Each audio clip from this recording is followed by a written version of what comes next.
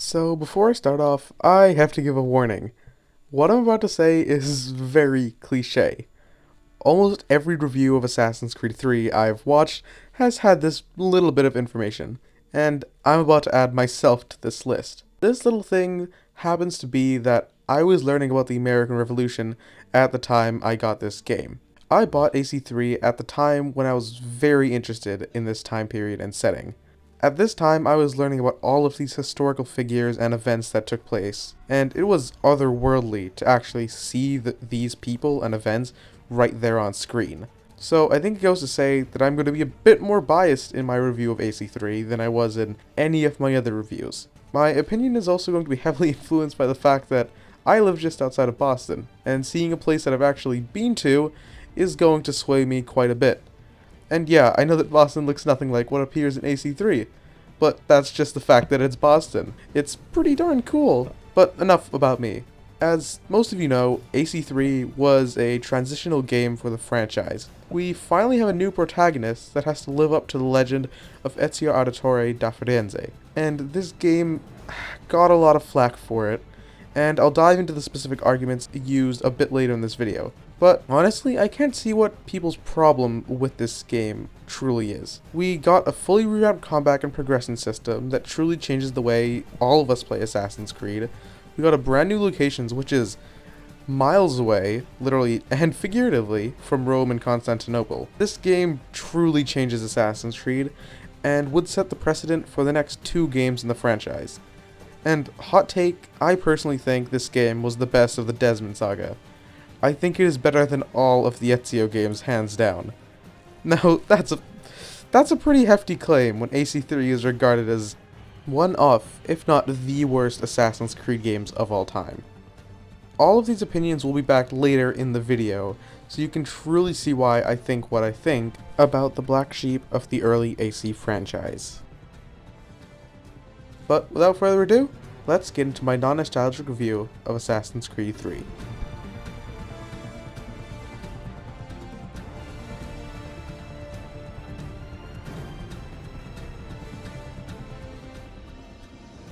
So right off of the bat, I'm going to say that this video is going to be different from all of my other non-nostalgic reviews. And this change is that this will also be a critique of the narrative, which means everything from beginning to end will be spoiled. I will put a spoiler warning before I dive into them, and that's in quite a bit from now, but for right now, just enjoy the review. But as I said earlier, Assassin's Creed 3 was a turning point for the franchise. So many new things were introduced and refined since the Ezio collection, and there are loads of improvements here, so I'm going to be scattering them across the video at different points so it doesn't get boring. Because oh boy does AC3 make so many improvements on Revelations. Point 1 is the recruitment system, and you might remember the Brotherhood system from, well, Brotherhood and Revelations, where you are required to save distressed citizens in order to help them join your assassin ranks. This was great for the time, but one problem that I had with it was how disconnected it seemed in general. These aren't real people you are helping. These were randomly generated characters and faces. They had nothing to them, just a name and a face. They could die all the time, but it didn't really feel like you lost anything. You could just go and recruit another one from the tens of people around the city that need your help. And what AC3 decided to do was improve this drastically in every aspect. Now, every assassin recruit actually has a story, a reason to fight. They aren't faceless character models, they are people. They have names, they have identities, they have a story. Every time Connor liberates a district, a contact will reach out to you in regards to his work. These people will become your assassin recruits. You can talk to them and actually interact with your fellow assassins, which is actually so cool. You can now also call your assassins from anywhere in the world to go on a mission. In previous games, Ezio would have to reach a pigeon coop in order to send assassins on different missions. But in AC3, however, Connor can call his assassins to a mission at any time or place. Not only does this make the process a lot more smooth and just generally more streamlined, it makes it a lot less time consuming than having to constantly run back and forth between pigeon coops whenever a recruit is doing something. It's a small thing. It's not very realistic to send assassins on missions in between combat scenarios, but it's a lot more convenient than whatever we had before. I mentioned before about liberating a district, so let's talk about a few things that revolve around this. First, what are these liberation missions? These are basically small little events that happen around the map that require Connor to help someone from the British. This can range from killing someone to just helping around the city in general. There's not a lot of these, but they remind me of Valhalla's world events in a small capacity, if you know what I'm talking about. And as you complete more of these, the districts will become liberated, and then the aforementioned assassin initiate will come to your aid and help. Take down whichever ruling Templar is running the district into the ground, and then your job is done. These liberation missions can be scattered all around New York and Boston, both of which are completely new cities that change up the way that Assassin's Creed will be played into the future. Since Ezio's time, a lot has changed in the world of architecture, and AC3 very much shows it. There is no getting New York or Boston mixed up with Italy or Constantinople.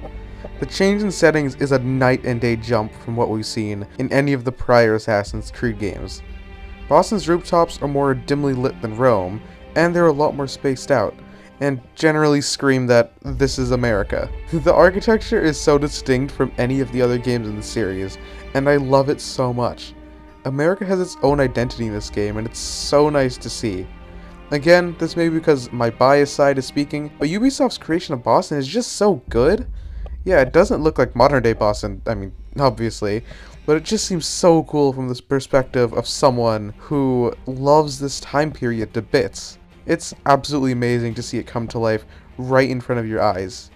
I can't really place my finger on why I like it so much, but this can mostly be chalked up to me just being biased and liking the time period just so much. Another thing that is brand new to the series is the frontier. Now this was something entirely different from anything we've ever seen in past titles. No longer are there buildings everywhere that you have to climb, instead replaced with the much flatter ground of the frontier. Sprawled across the entirety of it is just nature as far as the eye can see. You can wander and find new few cities, but the vast majority of it doesn't feel empty at all. Despite it being mostly grass and trees, it doesn't feel empty at all. Like, there are always animals in the surrounding area and plenty of things that make the frontier lively, despite its lack of humans. It feels so much different than cities, but can still feel full and real. Tree running allows Connor to move from branch to branch extremely fast throughout the frontier. You can seriously spend hours in the trees just following a path. It's just so satisfying to be able to leap from limb to limb so smoothly. Tree running is just such a great addition to the franchise that should have kept going into Unity and Syndicate, but those cities don't require the need for traveling over a vast frontier the way that 3 does. But another thing that Connor is able to do, thanks to the vastly improved verticality by the trees, is to stalk his prey. New with Assassin's Creed 3 is the ability to hunt for different types of crafting materials. When going into the frontier, you will be bombarded with many different types of animals. These range from bears to elks to bunnies and everything between the likes. Different animals can be found in different areas of the frontier that Connor can go to, and each animal can be used to craft different upgrades for Connor. These can include storage upgrades, bullet capacity, and many other things. Hunting is an essential part of 3 that completely changed the game. This is just so much more interesting than waiting around and scrounging enough money to buy a new upgrade in every other game, and I love that it's here. It makes you take an active interest in buying the different items. You have to find what you need, then you have to go out and get it. Simple as that. It provides a very simple but very entertaining way to incentivize the player to go and get these resources. And the most effective way to go about getting these resources is to use the hidden blade to dispatch the animal as quickly as possible. So this uses the tree running feature that I mentioned earlier, which is why it's such a crucial building block for AC3. And I know this feeling would just not be the same without it. And another way to take it out is with Connor's new bow and arrow. As the series evolved, so has the targeting system. It isn't anywhere as easy as in the Ezio trilogy to kill something. Aiming actually matters, and especially in hunting. For most animals, a body shot will take it down just fine with no problem. But for the larger elk and bears, a headshot is a must. Hitting said headshot in most animals is an insta-kill for the vast majority of cases, but missing a shot or hitting the wrong part of the body will leave the opportunity completely behind. The animal will flee. Aiming is crucial when it comes to hunting, and it actively makes you use your skill to kill animals. However, for those who would rather get up close and personal, the option of a stealth attack from a bush is always present. Using bait, you can lure an animal into the long grass where Connor is hiding for an easily stealth assassination on the animal. Now, this isn't nearly as efficient as, say, using a bow and arrow or stalking in the trees, but it does truly make you feel like a hunter. Sure, it doesn't provide any actual bonuses, but the feeling of waiting to ambush your prey in the bushes is just so satisfying. That sounds creepy. And I never found myself using this too often, but when it came down to it, hunting just feels so good. But there's also something else that makes you feel cool, and this is the combat. I am entirely not sure how I've held off so long about not talking about the combat system, because damn is it revolutionary. A full pun intended. This combat system has been completely overhauled from the last 3 games. No longer is there the old block until the enemy makes a move, but now replaced with the don't do anything until an enemy makes a move. That's right, Connor doesn't know how to block. This is strange, but I do think the game truly benefits from the loss of the block button. What does come out of this change is a much more adrenaline-fueled and action-packed combat style. AC3 still relies heavily on the counter-kill combat, but damn does it feel so good. You have to be extra careful when it fights, because failing to counter an attack will actively hurt Connor instead of it just bounding off like Ezio's sword. It makes combat so much more punishing, but at the same time more rewarding than anything that has come before it. The way countering works in 3 is that whenever an enemy attacks, you have to input 2 buttons to kill them. One to initiate the counter, and another one to perform a certain action. You can use a tool, kill them outright, shove them, or take their weapons. The basic level enemies just require a standard kill button, while other enemy types like the Hessian Jaegers and Brutes require an alternate way to take them out. One way to do this is to counter them and then use a tool for an insta-kill at the cost of ammunition, or the other is to simply disarm them. Disarming can be done to any enemy in the game, but it leaves them open to a flurry of attacks until they can pick up a new one. But this can be much harder than it sounds, because unlike in previous titles, enemies attack multiple at a time. Not catching this can quickly be a fatal mistake, as I've found out plenty of times. 3 made the player constantly focusing on the game. If you don't see that red light indicating an attack, you might just be dead already. You need so much more focus in it in the Ezio trilogy. Combat in this game feels like a walk in the park, which makes AC3's combat that much more enjoyable. And while yes, you don't need to focus on timing as much, it still makes it feel plenty fun to do all of this. And one of my biggest criticisms from AC2 and the wider Ezio trilogy in general has been the lackluster combat, while it is very much not the case here. I cannot emphasize how good combat feels in this game, and that in part is due to the animations. The animations in this game are just so good. They're satisfying and clean and just, again, look so good. Combat feels so smooth in general, and the flow from one animation to the next fully completes it. I would find myself getting into fights just to watch these things. I don't think there's ever been an AC game where combat has felt as nice as it has in AC3. But I think one of the contributors towards this feeling is because of how brutal it is. Every hit, every slice, every stab is just so filled with Connor's rage. It all feels like him against the world in every encounter. Connor radiates strength with every hit, and it always feels so wonderful when you feel that as well. In combat, there are several different enemy types that each function a different way. And that one thing that you may notice is that not everything is counter-killable, as I mentioned earlier. And the game gives a pretty basic way of getting around this. The gun. Originally I was supposed to talk about how useless this was in every sense of the way, but I've actually changed my mind. My first thought process was that, wow, this gun takes way too long to reload, which granted is historically accurate, but still an annoyance. But when I figured out that there are different rates of fire for each pistol, you also find out the rate of fire is exactly not the written word to describe what it does. When I was first looking at this, I was like, why would I want a faster rate of fire gun over damage? But upon equipping one of these increased rate of fire weapons, I realized this has nothing to do with the fire rate at all. It's actually how many barrels the gun has. This means that a higher rate of fire gun has more shots to fire before reloading the gun. Well, yes, this does change how fast you can shoot. It is not the word I would have used to describe how many shots it can hold at a time. Okay, well, confusing wording aside, what I was first going to write was that reloading takes such a long time that you really only have time to fire 1 or 2 shots in an entire combat scenario, and that's basically as much as you can use it.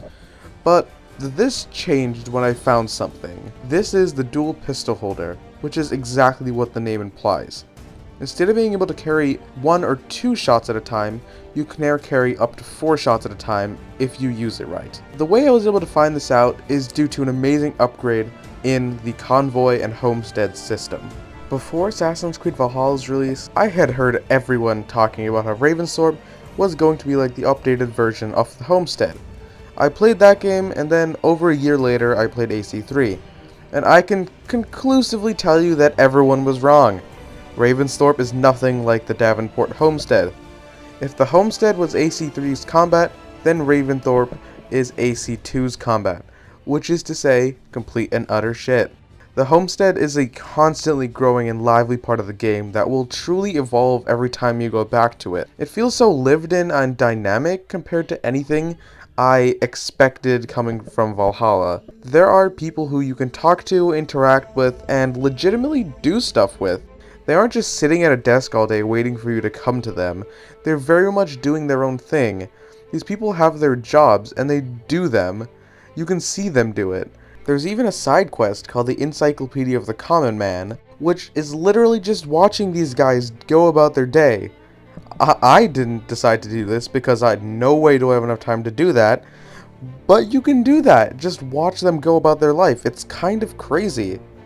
And all of these jobs are being performed to help Connor and the Homestead because of things that Connor has done for them in the past. And these are people that he's helping that are distressed, and in return they take a permanent spot in the Homestead. Once enough people get recruited, a story is actually created between all of them. They interact with each other, give favors to one another, and actually do stuff with each other.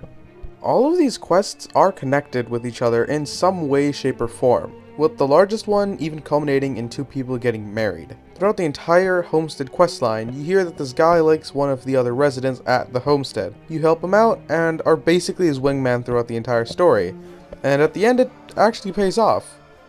Now, after every mission, each person will level up in skill and provide you with additional resources to use for trading, and this is where the convoy system comes into place. After buying resources from any of these people, also called artisans as I will now be referring to them from now on, you can use these to craft different things. This can be accessed through the various shops scattered around the world. And upon opening up the convoy menu, you will notice something that sticks out like a sore thumb. This is the UI of the convoy system. Well, this is actually a problem with everything. The UI for the entirety of Assassin's Creed 3 is truly horrendous. There is so much open space, the text is slanted for some reason, and navigating through it is an absolute nightmare. When I first thought this, I was legitimately like, hell nah, I'm not doing this. But I soon learned that convoys and the crafting menu would be extremely important to progression throughout the game. And basically the way that this works is that you have 3 different sections in the menu: stockpile, crafting, and convoys, which by the way all sound like Call of Duty game modes. The way that this works is that each artisan has a designated section in the stockpile menu, these being like hunting, mining, clothing, medicine, etc. And you can buy items from these for a cheap cost and then use them for one of 2 things: crafting or the aforementioned convoys. Crafting can give access to different upgrades for Connor that can severely enhance your gameplay experience. I already touched on one of these, which is the dual pistol holders that allow Connor to hold and utilize 2 pistols at the same time. I mean, this is far more exciting than the convoy system, but I mean, me talking about crafting isn't all that interesting in the long run, and convoys do help immensely in the long run. Convoys can be loaded with different materials that you buy from the stockpile to be shipped off to different corners of the 13 colonies. It doesn't cost anything to send, but each route has a differing amount of risk to it. The higher the payout, the higher the chance for the convoy to get destroyed. However, in the case they are attacked, sending 1 or 2 assassins to defend it is a surefire way of helping it reach its destination. Upon reaching its place of arrival, a huge payout of usually $7,000 is made. Considering how you keep this going 3 at a time, and missions usually only take 10 to 15 minutes, that brings a huge amount of potential revenue to the Davenport homestead. Nearing the end of the game, you will notice that a new option becomes available for these convoys, and these are the naval convoys. Instead of sending them on wagons like normal, these can be sent on ships to different parts of the Americas. You will notice 2 things. Damn, this thing has so much more profit than land convoys. And also, why the hell does this have an 80% risk to it? The first few times I sent these, I ran a total net loss considering my convoys kept on getting destroyed. And I was like, guess I'm just not supposed to be doing high risk reward things. But then I remembered something that I've been completely neglecting. Naval combat. Now I don't think there's much to explain here. New to the series was the ability to traverse the high seas and end anyone in your way with a barrage of cannon fire. This would go on to be so loved that it would warrant 2 sequels being made solely with naval combat in mind. Now, granted, in this game it is very bare bones. There are only a few different ammo types, and boarding is nowhere to be found. While it is a very basic concept, this would go on to literally be revolutionary for the series. But why am I bringing this up now?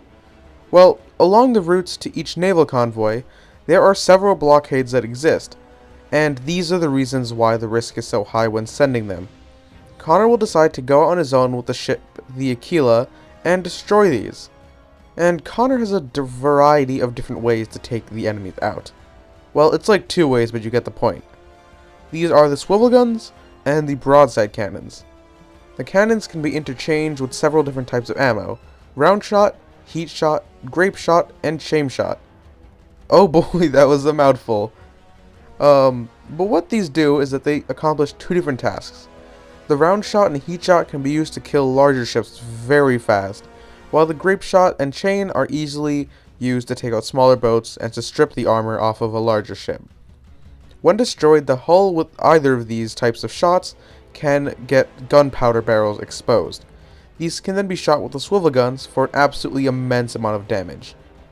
The levels that this take place aren't too special.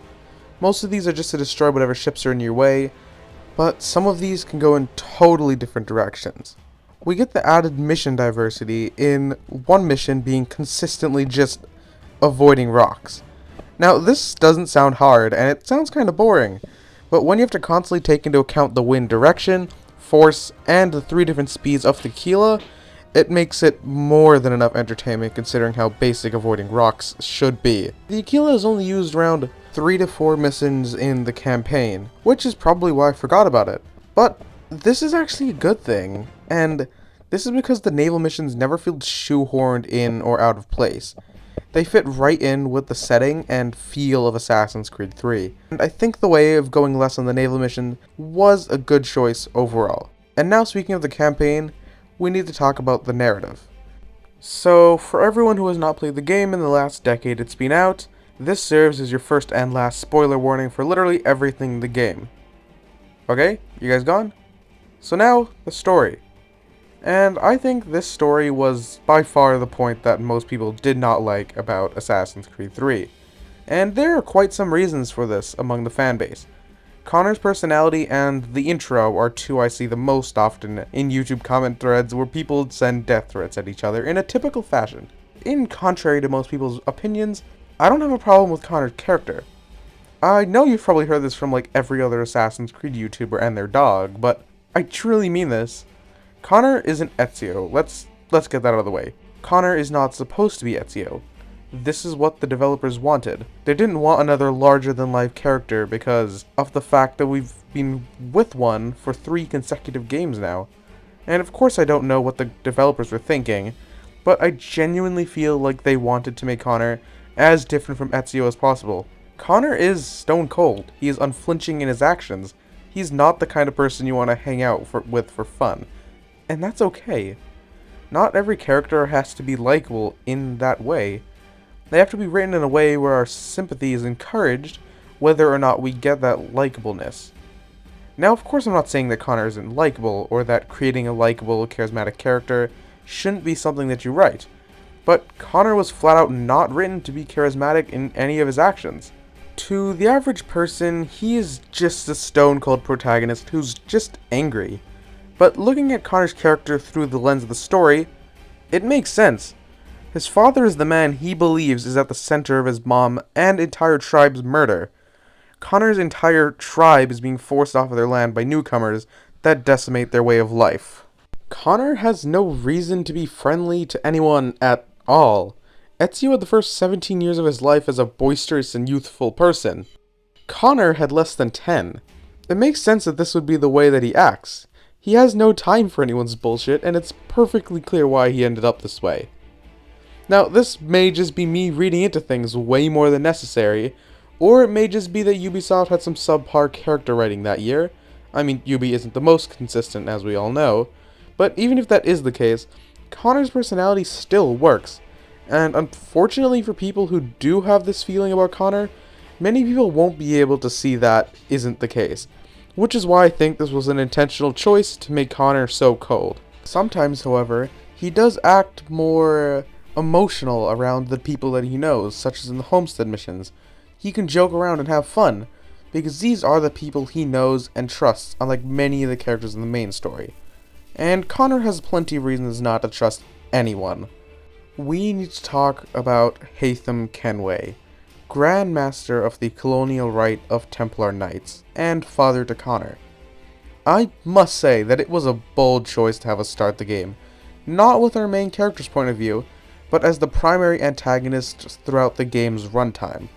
And we don't even know it yet.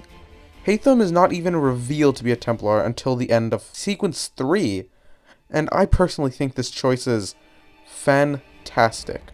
Throughout the entire opening act, we root for HAYTHAM. It's like, yeah, assassinate that guy, he's a Templar. We climb onto the theater booth and assassinate our target with our hidden blade. We are fully on board with HAYTHAM's goals.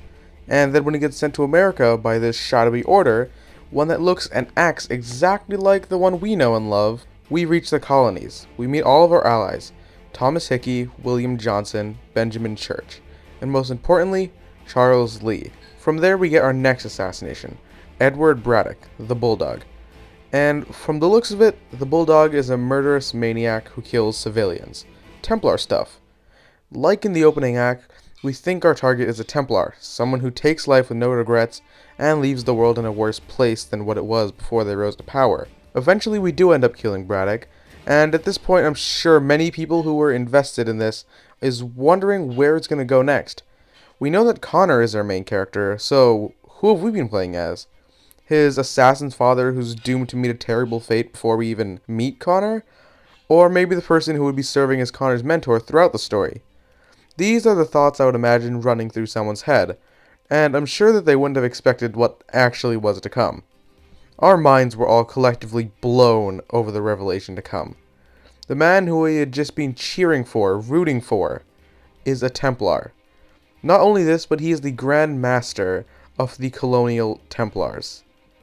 What I think this prologue is indicative of, and is trying to tell us, is how closely the Assassins exist with the Templars. After all, the Assassins exist in response to the Templars, so of course they're always going to be linked in some way, shape, or form.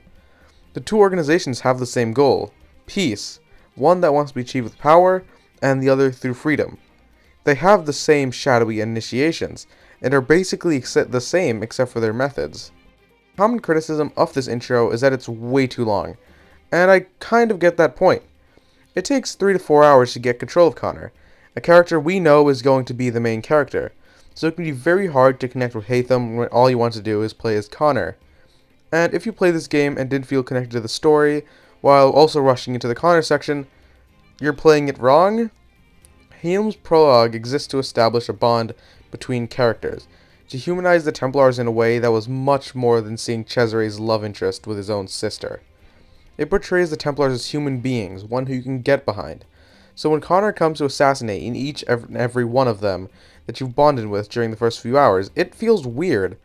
Of course AC3 never goes too far with it, You never feel heartbreak when killing any of the targets, spare Haytham and Lee. Assassin's Creed 3 attempts to humanize the Templars in a way that we've never seen done before. But it doesn't go far enough. At the end of the day, the Templars are still the Templars.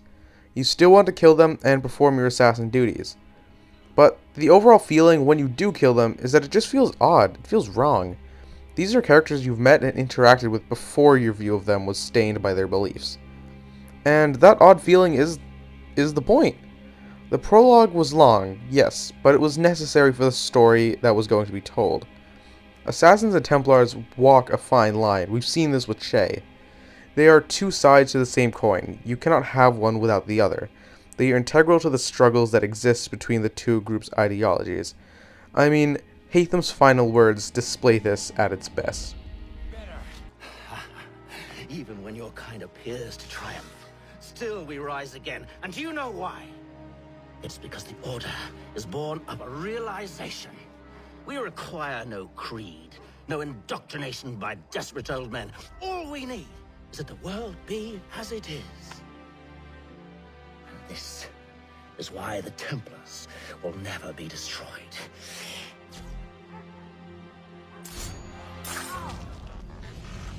Assassin's Creed 3 was the game that gave a human side to the Templars, more than the mustache-twirling villains of any of the former titles. And getting back to my previous point, this is why I think that the story in general is just so much more impactful. The Templars in the prologue may not have made us like them enough to want to make us hesitate on killing them, but it does humanize both primary antagonists by showing their human sides to us. So yes, this was a bit of a tangent if you haven't noticed, but I'm finally done with talking about the prologue and 3's attempts to humanize the Templars. But we also need to talk about the different groups in the game, and how we connect them, namely the Native Americans and the Patriots. So throughout my time in school, one of the things that I picked up on was our inability to criticize the Founding Fathers of America. I know everyone will have a different experience regarding this, but just hear me out. Up until high school, historical figures such as Washington were, I guess, deified in a way. We always hear how great people were, but never any of their faults. Now, I'm not saying that the Founding Fathers were bad people, not by a long shot, but I think it's crucial to look back on history throughout the lens of everyone involved, not just the victor. Because in all the ways, the Americans won the battle, won against the British and the natives. Assassin's Creed 3 doesn't shy away from this fact at all. George Washington was a flawed person, I mean, we all are, but I love the way that 3 decided to go about this. Throughout all of Connor's life, he believes the man behind his mother's murder and massacre of his tribe was his father, but comes to realize the true perpetrator of the crime. The first president of the United States himself ordered his village to be burned. This branches off more into a wider point about the way that AC has always portrayed history. They do it, or at least try to do it, in a very unbiased way, and really do love that about how they show things. On one hand, we have George Washington ordering a massacre twice, once when Connor's a child and the other as an adult, where it shows us that he's done some pretty messed up things. But on the other hand, at the end of the Tyranny of King Washington DLC, we literally see Washington tell Connor to cast the Apple of Eden into the water to ensure Washington never becomes a dictator. 3 gives us a very well-rounded view of these people who are historical and kind of controversial. It doesn't demonize or unendingly praise men who died hundreds of years ago. But if Ubisoft ever did decide to bash Washington more than they praised him, I'm sure the internet would have been blessed by many videos of the quartering whining about it. And while I'm on the topic of Washington's massacre of the Native Americans, let's talk about them, or more specifically, the Mohawks. One of the things that I love learning about is other ancient cultures and the way that they work. So naturally, I love learning about Native American history, and I think that 3 really does do a good job at portraying them. The way they interact with the world, their religion, and their language just seem to have so much work put into it. Props to the Ubisoft devs for going the extra mile with how the natives are portrayed. And at the end of the day, I still think that the way that the natives were depicted was absolutely great. And the final thing I'm going to touch on in the narrative section has to do with both the Mohawks and the Patriots. And that's the tragedy of Connor's entire struggle. Connor joins the fight with two goals, to save his people and to kill Charles Lee. He gets the latter done fairly well, but the former is never realized. Connor was fighting for the Patriots because of his faith that they would leave him and his tribe alone, but if you've ever learned about what happened to the Native Americans after this time period, it's horrible for Connor. Native Americans were almost completely wiped off the face of the earth by the Americans, and throughout all of Connor's fighting, it would all be for nothing. If the British won, the same thing was likely to happen, and since he fought for the Americans, we know how that played out. I mean, it was basically a guided execution for many natives going into and throughout the 19th century. This is something that's like really sad, because no matter what Connor did, history would continuously go down this road. Connor even realizes this in the deleted ending monologue, which is all the more disheartening. So I know this last segment has been very heavy on this entire side. I mean, I touched on war crimes and genocide in just like a few minutes. I know this segment got a tad bit political, if you can call it that, but I feel like it is important for me to add my views on it. I do believe Washington was a flaw man, and I do believe we played an integral part in most of the Native Americans being wiped out. Normally I wouldn't insert my views into a video like this, but considering that this game takes place relatively close to the present, and that there are many people who disagree with my views, I think it's important to share this. And in the future, I most likely won't be sharing my views in the same way that I'm doing now. So just know this is a very once-off thing, and I will not be doing this in the future most likely. But now we have to wrap up exactly what Assassin's Creed 3 is. Assassin's Creed 3 has very much been a leap of faith when it came to, well, everything. This was the single largest content shift we have seen other than from Syndicate to Origins. New protagonist, new continent, new time period, new combat. I think you get my point. 3 changed the franchise in very many ways. Sure, it wasn't all ironed out that well, but it was a very good start at what I hope will be improved in Black Flag. I loved this game, flaws and all, and definitely consider it to be in my top favorite games list.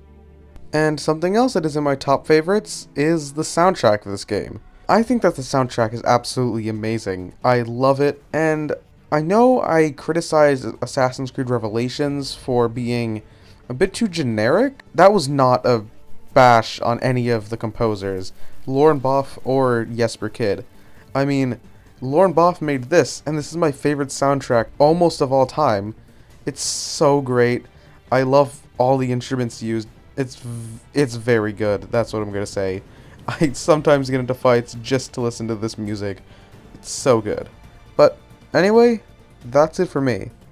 Thank you so all for sticking this out with me, especially after the 2-month wait, with this being the longest I've ever gone without uploading ever. So there's that. But thank you for being loyal supporters of the channel. I'm actually going to stop spoiling what videos are coming next because I want it to be a surprise. But I'm just going to say that going into the future, most of my videos will be done in a similar format to this, where I also go into the story. And the only reason why I didn't do a full recap and go in depth was because I didn't record as much gameplay as I could have. So I only have the ending of the game. But for all the games coming forward, everything has been recorded, so I will be able to talk about this as much as possible. So, to everyone here, have a nice day, love you all, and see you later.